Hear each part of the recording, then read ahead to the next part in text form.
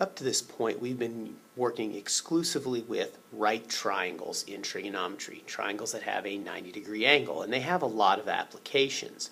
The problem is, what do we do when we hit triangles that don't have a 90-degree angle?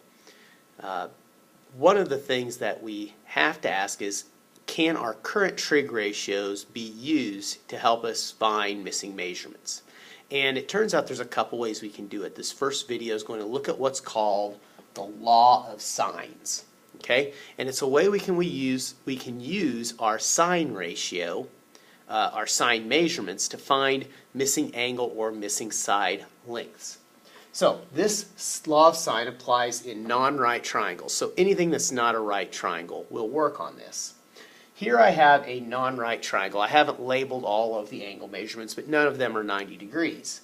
So we cannot use our traditional setup sine, cosine, tangent and find a missing angle or find a missing side. On this triangle, I've listed it with vertices A, B, and C.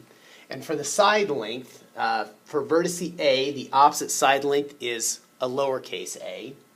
For vertice B, the opposite side length is a lowercase b. For vertice C, the lowercase c is the opposite side length, okay? So here's what turns out happens with our sine measurements. We set all of these up as ratios and make proportions out of them because they will be proportional. So here's what we have. If we have the sine of angle A over the measurement of side A, that will be proportional to the ratio of the sine measurement of angle B over the side of B, which will also be proportional to the sine measurement for angle C over the measure for angle C. Okay? And we will do a couple example problems and see how we can apply that. But that is the whole idea. We set up all of these ratios. Okay? The ratio of the angle to the opposite side each time, and the sine measurements, and those are going to be proportional. So we can use that to find unknown sides or unknown angles. Okay. All right, let's look at an example here. I've set up triangle ABC. Okay? And it turns out that we know angle A at 78 degrees. We know angle angle B at 60 degrees, and we know this side measurement right here, which is 8. And we would call that lowercase a, okay? It's opposite our A angle. Well, let's start breaking this thing down a little bit. And we want to solve the entire triangle. We want angle measurements and side measurements for every part. Well, let's start with something easy. You don't always have to use trig. We could find the measure of angle C is 42 degrees simply by our angle sum theorem. Okay, I took 180, I subtracted 78 and subtracted 60 and got 42. So we know this angle measurement is now 42. Okay, always look for simple things you can solve in the problem first before using your trig ratios. So I then went up and set up a proportion according to our law of sines. Now, here's what this really is. I took the sine of angle A, right up here, and compared that to, put it over the length of side A. Okay? So, see how I'm across here? The sine of angle A over the measurement for side A. I set that equal to the sine of angle B, 60 degrees, and I said I didn't know side B. Okay? We don't know this yet. So that's how I set up my proportion. Okay? Sine of angle A over A equals sine of angle B over B. Okay. I then cross multiplied and solved, which is a skill you already know how to do. We just have to be careful here how we do it. So I did this part first. 8 times the sine of 60 degrees equals B times the sine of 78. B times the sine of 78. Okay? I then solved for B. So 8 times the sine of 60 degrees divided by the sine of 78 is going to equal side B I plugged all of that into my calculator and found that b is equal to 7.1. So now this is no longer an unknown. We now know this is 7.1. At this point, you may be tempted to use the Pythagorean theorem to find your missing side. The problem is this is not a 90-degree triangle, so we can't use the Pythagorean theorem. We have to set up another sine ratio, okay, using the law of sines.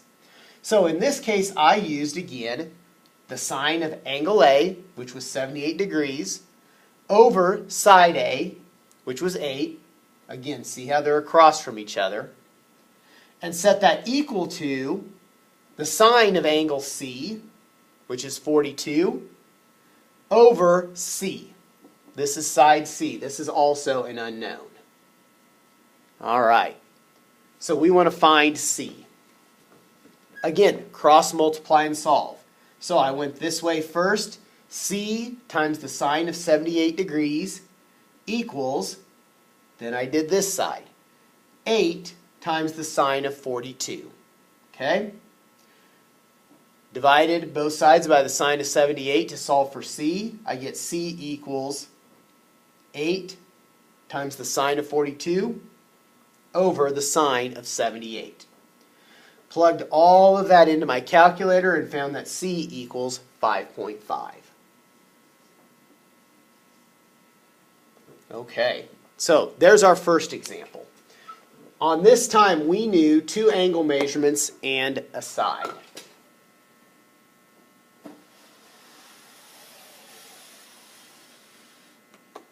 Okay, on the second example, we have another triangle. Notice that we know two side measurements and one angle. On the previous example, we had two angles and one side. So we cannot start off by using our angle sum theorem. We don't have enough information. But I do have a relationship here. Notice how I know angle W and I know side W, the opposite side. So we know that relationship. So I'm going to start with the sine of angle W, which is 63, over the measure of side W, which is 12.5, equals. I then had to look at what other piece of information did I know. I can't use S and side S because both of those are unknowns. I'd have two unknowns and we couldn't solve for it. But I did know side T. This is angle T, this is side T. So I put sine of angle T, I want to find that angle measurement, over side T, which is 14. Okay?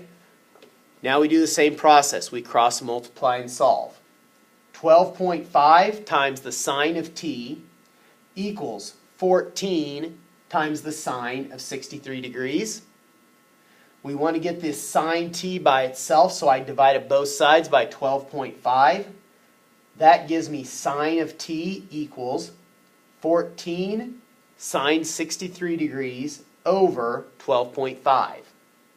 Then I put this in the calculator to simplify it, and I got something that I think rounded a bit, but 0.9979. Okay, you can usually round to 4 decimal places. So at this point, since I didn't know this angle, I had to use my inverse sine function, or my arc sine, depending on what calculator you're using. So I did the arc sine of 0.9979 and found, for measure T, 86.3 degrees. Okay, so I have 86.3 degrees. Now I've got two angle measurements. I can find the third without trig. The measure of angle S is going to equal 30.7 by our angle sum theorem, okay? I just did 180 minus 63 minus 86.3. All right, so we're at 30.7 degrees, okay? Our last unknown is side S, this side right here. So I'm going to set up another proportion. I'm going to use W and side W again to start. So the sine of angle W, which is 63 degrees, over the side measurement for W, which is 12.5, is proportional to the sine of angle S, which is 30.7 degrees, divided by side S, the one we're trying to find. All right? Cross multiply and solve again. When I cross multiplied here, I got s times the sine of 63 degrees equals, cross multiply this way, 12.5 times the sine of 30.7 degrees. I can then solve for s by dividing both sides by the sine of 63, and I get all that right here. 12.5 times the sine of 30.7 divided by the sine of 63. Plug all of that into your calculator, you find that s equals 7.1. Okay, and our whole triangle is solved. On the example problems, it may say solve for only one part of the triangle. It may say solve for 2 or 3 parts or all of it. You just have to watch what the problem's asking you for.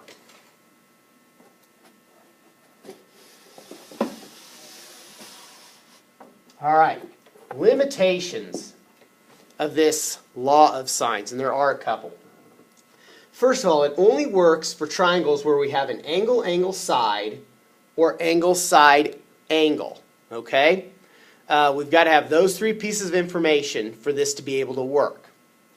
We're going to use something called the law of cosines. That's the next video.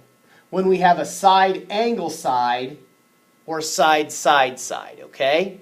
Anytime we have this, we're going to be short enough information to use the law of sines. And if you tried it, you'd find out that you could not set up the proportions. There is one triangle that you'd look at it, you'd try it, and you think it works when you have a side-side angle. This is called the ambiguous case of the law of sines. We're not going to deal with the ambiguous case in this video. Your problems are going to be ones where they should all work.